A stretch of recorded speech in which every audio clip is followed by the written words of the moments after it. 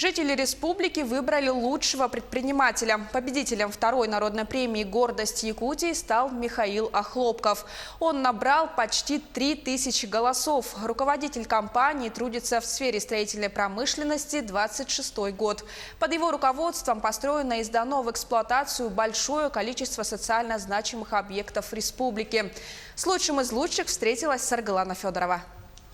Десятки детских садов, школ по всей республике, учреждения здравоохранения, километры газопроводов, спортивные стадионы. Результат труда Михаила Охлопкова. От рабочего до директора строительной фирмы Михаил прошел большой профессиональный путь, имея в наличии только поставленные перед собой цели. От Сахавнишстроя я набрал очень большой опыт, потому что эта компания работала с иностранными компаниями. И была очень большая мечта внедрить ее в нашей республике. В первую очередь, конечно, ставили цели, это профессиональная подготовка и самореализация. Компания Михаила одной из первых в Якутии внедрила новые технологии в строительстве. Строители сталкивались со сложностями при возведении домов на вечной мерзлоте, поэтому стали применять винтовые сваи. Помимо этого, они строят здания на основе легких стальных тонкостенных конструкций. Легкие тонкостенные конструкции производят здесь, в этом цеху. С помощью этого материала построены около сотни жилых домов, в основном в северных районах.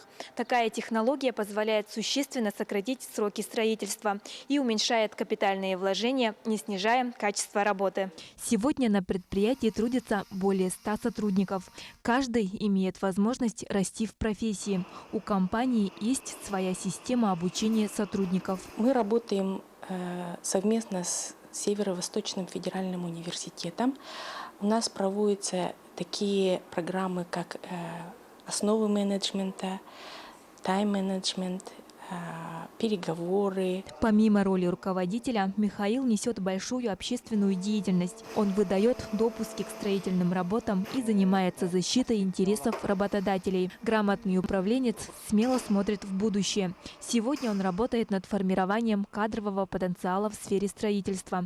Как считает Михаил, чтобы труд строителя приносил пользу обществу, новоиспеченным специалистам необходимо научиться навыкам управления и работы с людьми. И подумывает над созданием в республике единой системы обучения молодых строителей. Саргалана Федорова, Илья Сырометников, Якутск.